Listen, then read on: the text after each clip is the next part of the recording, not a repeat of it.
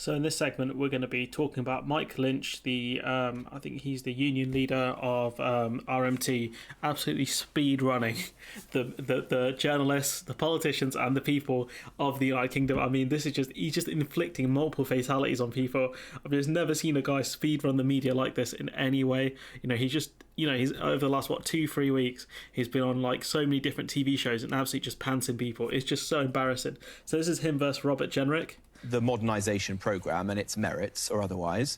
I mean, I'm not an expert on that, but from what I've heard, it feels like the unions are opposing a degree of that modernisation and the railways desperately but you don't need know it. That, do you? You haven't examined their position. Well, I do know a few things. You haven't one, for example... I mean, the Transport Minister could discuss that with Mick, us if I could just finish for a second.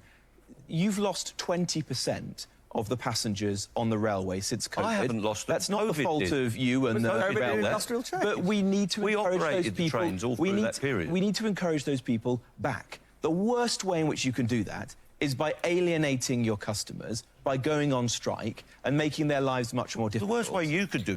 And, in fairness, people aren't going to go back to the trains because people can work from home. They're flexible working hours where they might only work in the office for 2 days a week. So you're going to always lose people on the train lines, customers, regardless, because working practices have changed. So Jenrick's arguments are ridiculous. Is insist that the fares go up by RPI, ripping off the commuters, but you won't give the workers RPI. The fares go up by RPI every year, the retail price index. That's the government regulations. Last year, profits were made by the train operators. £500 million out of that subsidy you gave went to those companies. First Group and Go Ahead, who we're negotiating with, are both subject to takeovers from private equity companies. They're going to be worth billions because they know that you're going to keep siphoning money from the public purse into private sector operators, just as you're doing in health, what's education, actually happened in the last 2 years is, in effect, a large swathe of the rails have been nationalised. I've got to bring in... So the idea that this is... The government wants to privatise all of these railways, but some of them, what they do is these companies, they take the contracts, they'll pass massive dividends over to their shareholders, and then they'll just renege on the contracts. We've seen that before. And these companies, they know the government are going to keep subsidising them, so they can just keep siphoning money off and giving to their shareholders, giving their workers below inflation pay rises. And what you can see from, according to Mike Lynch, is that the rail fares go up by RPI, the retail price index, right? So commuters have to pay the RPI price, but the workers don't get the benefit of getting those kind of inflationary rises. They don't get an RPI rise. In fact, now, the RPI, the retail price index, is higher than the consumer price index, right? That's the inflation number the government normally touts. I think it's around 2% higher.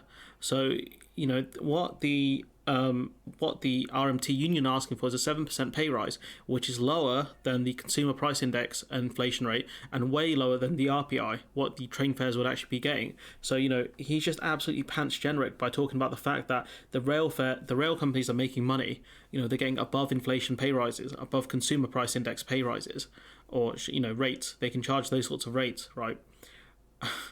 And, Jenrick looks like a massive idiot. You can see Emily Thornberry just eating this up because she realises that that this guy here, Jenrick, looks like a clown. We've got him going on, Sky News. This is Sophie Ridge's show.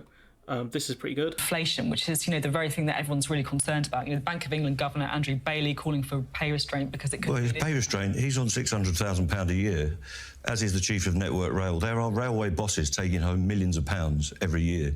The railways made £500 million of profit last year when fares and passengers were at an all-time low. People are stripping money out of the railway. They're stripping money out of the economy. And if workers' wages don't go up, it means a transfer of wealth from the poor to the rich. We've got more billionaires than we've ever had in this country. The rich have never been richer. And the reason they're able to do that and get richer all the time is because they're deliberately depressing workers' wages. Inflation has come on board now, and virtually nobody's had a pay rise for the last 2 or 3 years. So this idea that there's a wages price spiral is nonsense. It's true, inflation's at, price busting rises right now. Workers aren't getting a pay rise. You have to offer something here. And the simple fact is, right, the rail fares made a massive profit, £500 million. You've got these people on £600,000 a year, right? People like Andrew Bailey, who I think he might actually get paid more than that, plus expenses, right? Why is he not taking a pay cut then? If all the workers have to do their bit to take a pay cut, where's his? You see what I'm saying? They ask people, the ordinary person, to take pay cuts, but they don't take ones for themselves. MPs are getting pay rises. MPs got a £2,000 pay rise recently in 2022, and no doubt they'll probably go up this year. You got teachers who are going on strike. Potentially, they're being balloted because their pay deal is way below inflation. Nadeem Zahawi talking about how the teachers are being irresponsible and he's going to replace them with an army of supply teachers. Yeah, good luck with that, pal. Good luck with that, because that's not going to happen. You've got him, absolutely pantsing Piers Morgan. This is phenomenal. Piers' level of journalism is shockingly bad, but he just absolutely destroys them here. What I believe is your Facebook page. I want you to confirm or deny if this is your Facebook page. It's a picture of the hood from Thunderbirds. Can you see the likeness? Well, I'm just wondering where the comparison goes, because he was obviously an evil, criminal, terrorist mastermind, described as the world's most dangerous man who wreaked utter carnage and havoc on the public. Is that the level you're pitching this at, Piers? That is a joke amongst me and my friends, and you can see the likeness, if you like. So he's obviously saying it's a joke that, obviously this character's like fairly, I think he's bold. Yeah, he's bold. He's got, strong eyebrows. He's saying, look, Mike Lynch is saying, I'm bold. I have strongish eyebrows. He's saying they look similar. He's trying to say, Piers Morgan's obviously trying to say, like, oh, you're like this character from Thunderbird. You're some evil villain, a mastermind. That's why you got that picture up. It's an obvious joke, but it's just ridiculous. Denying that you are comparing yourself to the hood. I'm not comparing myself to anyone. I'm me. You've literally made your profile picture the hood. And I'm simply saying, I was a massive... What? If it was a bunch of flowers... I was a Thunderbirds fan, and the hood was the most dangerous, evil person in the world. He's the most evil puppet made out of vinyl in the world. Is that the level your journalism's at these days? I simply asked you... So he's obviously, like, what Piers is doing is asking the most stupid question. I don't get why. He's looking for some sort of gotcha moment, and it's just so embarrassing. He's saying, oh, you've compared yourself to this guy in terms of appearance, but in terms of personality, are you like this, the world's most dangerous man from Thunderbirds? Like, mate. Honestly, it's just so embarrassing here. We've got more here. This from Kay Burley. This is super embarrassing, especially when she's got the guts to say that Mike Lynch got flustered when it was her that got flustered, and then she accuses him of being condescending, despite the fact that she was asking some of the most stupid questions I've ever seen. That some of your members will still stay on the picket lines. What will they do if agency workers try to cross those picket lines? Well, we will picket them. What do you think we'll do? We run a picket line and we'll ask them not to go to work. Do you not know how a picket line works? What if they do anyway? I very much know how a picket line works. I'm much older than I look, Mr. Lynch. What will picketing involve? Well, you can see what picketing involves. I can't believe this line of questioning. Picketing is standing outside the workplace to try and encourage people who want to go to work not to go to work. What else do you think it involves? And what if they want... Well, I just wondered what else it might involve, because I very well remember the picket lines of the 1980s, where are you going with your... Mr. Lynch. I'm asking you what your members would do, Mr. Lynch. I mean, it's fairly obvious they're going to let them pass. They're going to ask him, look, can you not cross the picket line? If the agency workers or, whoever wants to, break the picket line says no, what are they going to do? Push them to the ground or something? Assault them? That's genuinely ridiculous questioning.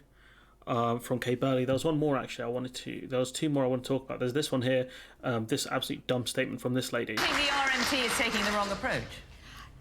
Yes, and look what happened to the dinosaurs. Where's the correlation here? Well, they were around for a very long time. They're not with us now, though, are they? Years. She's saying they could go away with the dinosaurs, big Karen vibes from her. There's one more clip I need to find. So this is the last clip that we're going to talk about, and this one is just glorious, where he absolutely just dismantles a Tory MP here, and she just, she embarrasses herself because she obviously hasn't read what that piece of paper says, and then she tries to go back on herself. It's just phenomenal. So we just, we'll watch this clip as well. It's the last one. No compulsory redundancies, but they're not being allowed to. They could give us this commitment. The companies have told me face to face they could achieve a guarantee of no compulsory redundancies. Yes, so why don't you negotiate with them because on that they basis? won't write it down on a piece of paper and give it to us as a commitment. It is. So obviously, giving it as a commitment is way different than just saying it, because how do you hold a person accountable on their words unless you're videoing it? If you get it written down, it's far a much better statement. It holds them accountable. But they... It's here. No, it's not. It I thought you didn't interfere in these negotiations, but you've got a Network Rail letter. I've got the Network Rail letter here. That does not give us... OK, none of us can read it. So do you want to read out the relevant bit, Rachel? Will you read out where it says... It doesn't say... Well, look, someone read it out, for heaven's sake. Rachel, you've got it. Will you read out It's like pantomime, isn't it? the relevant bit? When the changes are implemented, our need for maintenance and works delivery staff is likely to reduce. We will need to commence formal redundancy consultation with our trade unions. No, it's not. Again, while we do not have to agree those redundancy with our trade unions, we would much prefer to implement them with your agreement and cooperation. So essentially saying we want, we are going to do redundancies and we want to cooperate with the unions in order to facilitate those redundancies. So they're not saying they won't make people redundant, it's just they want to work with the unions to figure out who they can make redundant. We very much hope and anticipate that sufficient employees will volunteer for redundancy to avoid the need to make anyone compulsory redundant. So where does it That's say? your Employer. There's a guarantee of no compulsory redundancy. It's very clear. Does it say no It's not clear because that's not what it says. compulsory redundancy? No, of course it doesn't, because Well, you as just the told me it lady did. said, You just told me it did say that. organisation can give that guarantee, but you can... Oh my god! So he first she argues they're not saying there has to be compulsory redundancies. Then she argues no employer can guarantee that when that's simply not the case. Rail gave us that guarantee for 12 years on the You can top. see here in black and white, it says they want to do this with your agreement. And if you will negotiate with them... And that's the point here. That's why, people laugh, because it does not say what she said it said. You can protect the jobs of that gentleman over there. It doesn't say what you said it said. No, she can't, though, because... No, he can't, because they're expecting that guy in the audience to make himself redundant, effectively. So he doesn't have to be compulsorily made redundant. They're expecting people to volunteer to lose their jobs. Well, I said I think we're going round. So redundancies, but they're not being allowed to. They could give us this. Companies have told me face to face they could achieve a guarantee of no compulsory redundancies. Yes, so why don't you negotiate with them because on that they basis? won't write it down on a piece of paper and give it to us as the commitment. It is. But they. It's here. It's here, but it doesn't say that, does it? So she made herself look like an absolute idiot because she never actually bothered to read the letter that she brought in. She decided to cite evidence she had no understanding of. Genuinely, genuinely high levels of mediocrity and arrogance to bring a letter as evidence and to not bother to read it and then argue against yourself from earlier when she argues around here that no company can promise that. No organisation can give that guarantee, but you can... I mean, bro, oh, come on, man. Come on. She just made herself look like an absolute idiot, just like all of these other people have. Just like this lady did here, just like Kay Burley did there, just like Piers Morgan did here. Just like the Bank of England governor did in this clip when Sophie Rich cited him, and just like Robert Jenrick did here. I mean, this guy's just absolutely just speedrun the media, politicians and members of the public. I mean, in the space of, a few weeks, and there's even more clips than these. There's even more. There's supercuts, everything. I mean, the guy's just gone up there and said, look, inflation's at a record high. They've offered us a 2% inflation, a 2% increase, and lots of redundancies, or a significant amount of redundancies. We don't want to accept that deal. We want to fight back. And then you've got the British journalists, politicians just absolutely just crapping themselves, not realising how to deal with this, how to deal with someone actually willing to fight back and not accept pennies. And do you know what? I'm glad he's done this. I'm glad the RMT have done this. I'm glad the workers have done this, because now if they get the pay rise, it'll encourage other workers to do the same. And even if they don't, it's still encouraging other people to push for something. Teachers are being balloted.